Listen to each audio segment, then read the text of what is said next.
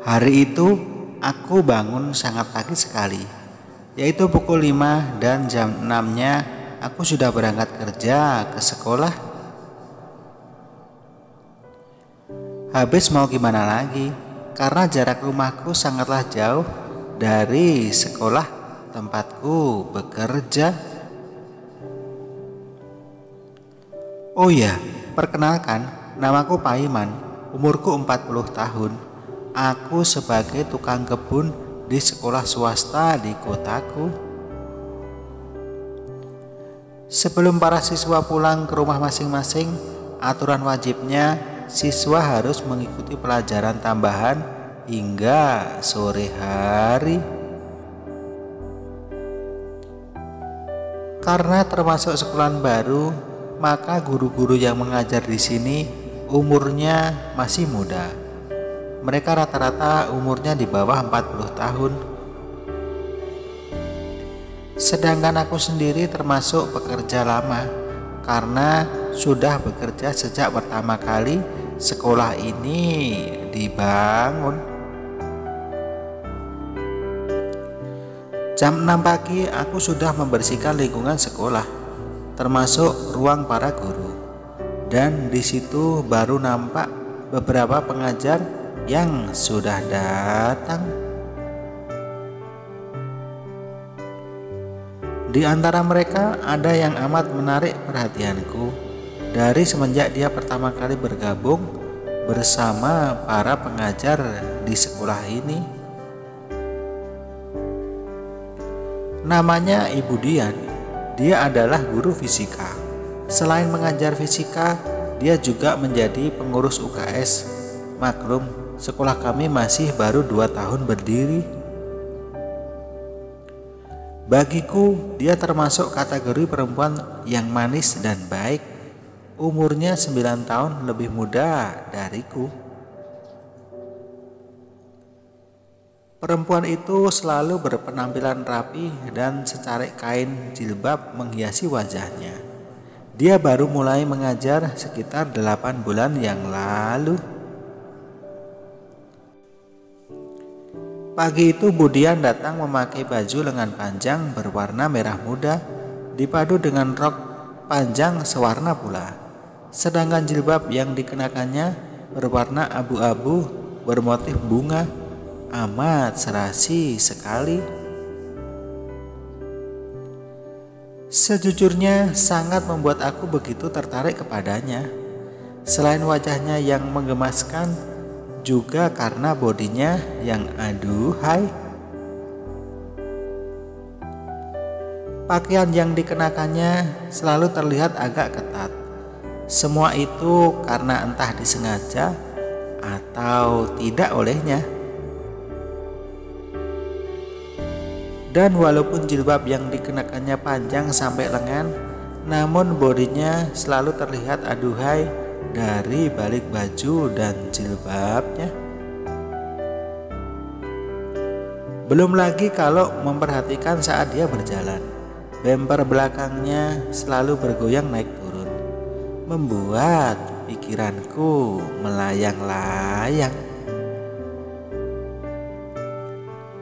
Akibat sering membayangkan Budian, aku jadi sering membayangkan melakukan sesuatu dengannya. Namun dengan tetap mengenakan jilbabnya. Tentu akan menimbulkan kesan tersendiri jika hal tersebut bisa terlaksana. Selama ini aku hanya bisa menghayal dengannya, sampai-sampai aku bertekad untuk bisa melancarkan suatu perasaan yang terpendam yang begitu menyiksa aku. Saat itu pukul 1.30 siang, bel pulang berbunyi, tapi aku masih berada di sekolah. Karena aku harus menunggu semua siswa selesai mengikuti tambahan pelajaran hingga pukul 3 sore.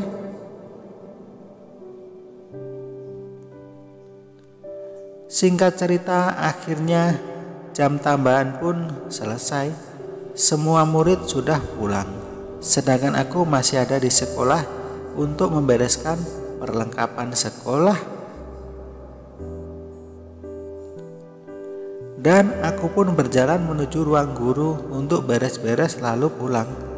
Sore hari itu sekolah yang tadinya ramai kini pun menjadi sepi. Ketika aku mau beranjak pulang, aku lihat tas kepunyaan Budian masih di ruang guru. Dan sepertinya guru-guru lain sudah pada pulang, sedangkan Budian masih di sekolah. Aku pun jadi penasaran dan mencari tahu keberadaan perempuan cantik itu.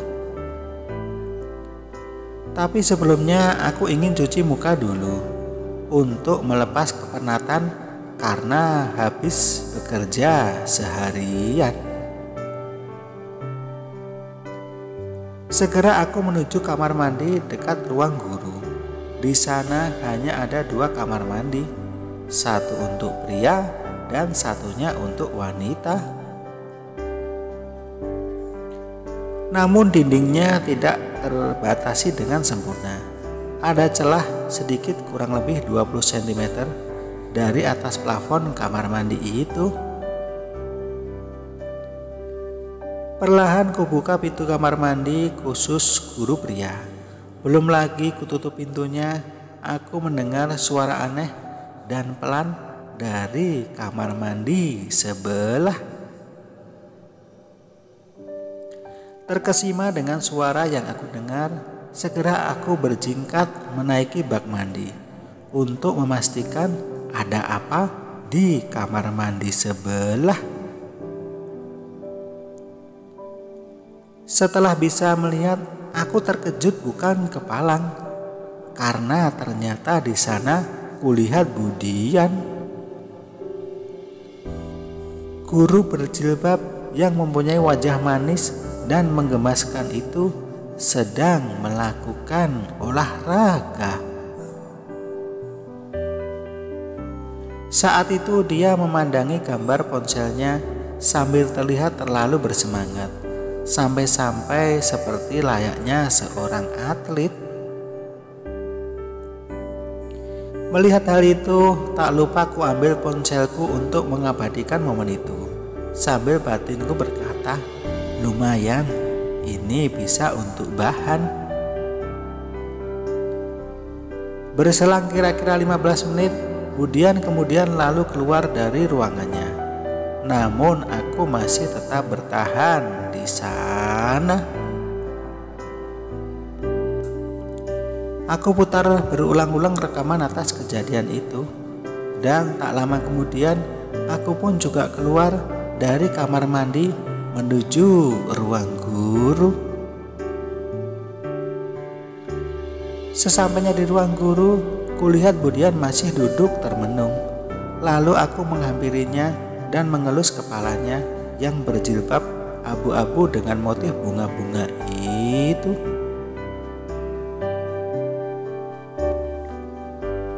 Dengan gerak refleks, dia melompat dari duduknya. Astaga, kurang ajar. Apaan sih kamu Pak Paiman? Kata Budian yang kaget atas kelakuanku dengan wajah memerah karena marah. Tak banyak basa-basi, lalu aku tunjukkan rekaman tadi.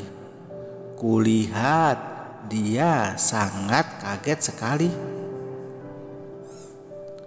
Dengar ya Bu, kalau Budian sampai berani menolak permintaanku, maka rekaman ini akan kusebar luaskan, ungkapku seraya mendekatinya. Budian hanya terdiam tanpa kata-kata. Lalu aku minta untuk mengikutiku menuju ruang olahraga tangan. Dan sesampainya di sana, pintu kukunci dari dalam. Di tempat itu Budian hanya diam tertunduk sambil duduk di kursi. Lalu aku dekati seraya mengelus kepalanya yang berjilbab sambil berkata, "Sudahlah, tidak usah banyak tingkah.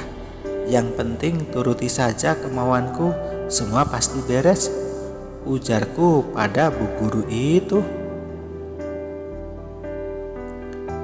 Yakinlah Bu, Ibu akan segera tahu apa bedanya olahraga sendiri dengan olahraga berpasangan, tambahku saat itu. Mendengar ocehanku, awalnya Budian hanya tertunduk malu. Tapi lama-kelamaan, akhirnya dia pun bisa paham dengan yang ku mau. Akhirnya Budian hanya bisa pasrah, seraya menyuguhkan hidangan yang empuk sesuai dengan permintaanku. Tak lama kemudian aku santap dengan lahap penuh semangat semua hidangan yang telah disuguhkan oleh Budian. Budian hanya bisa diam. Sesekali kulihat justru dia merasa senang dengan apa yang aku lakukan. Itu karena dia juga mendapatkan kesenangan. Berulang kali aku lahap semua hidangan yang disuguhkan Budian. Hingga akhirnya kami pun mendapatkan sesuatu yang maksimal. Dan sebelum kami berpisah, tercipta sebuah kesepakatan. Sepanjang aku mengamankan rekaman itu, maka Budian bersedia menyuguhkan kembali semua hidangannya untukku lagi. Hari hampir gelap, lalu ku antar Budian menuju tempat parkir untuk segera pulang.